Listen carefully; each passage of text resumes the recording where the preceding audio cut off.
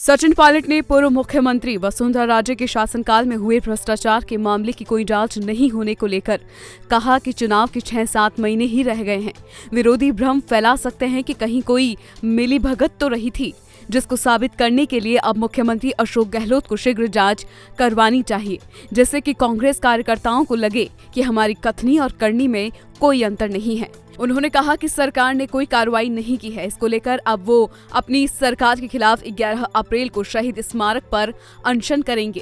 सब जानते हैं, इसी को देखते हुए क्योंकि 11 अप्रैल को महान समाज सुधारक लगभग 200 साल पहले जन्मे ज्योतिबा फूले जी की जयंती है, इसलिए मैं 11 अप्रैल को राजस्थान में शहीद स्मारक के ऊपर एक दिन का अनशन करूंगा, इस बात को दोबारा रखने के लिए कि करप्शन को लेकर हमारी सरकार जो कहती है हम कर दिखाएंगे।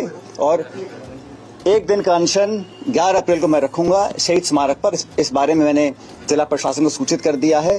अनशन करप्शन के खिलाफ कार्रवाई करने को रखा जाएगा।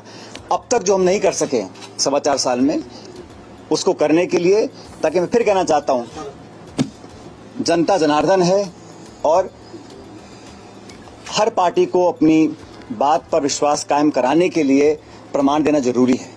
सचिन पायलट ने रविवार को अपने निवास पर संवाददाता सम्मेलन में ये बात कही। उन्होंने कहा कि वसुंधरा सरकार के समय विपक्ष में रहते हुए हमने 45,000 करोड़ के घोटालों को लेकर आवाज उठाई थी और वादा किया था कि सरकार आएगी तो इन घोटालों की निष्पक्ष जांच करवाएंगे और दोषियों को सजा देंगे।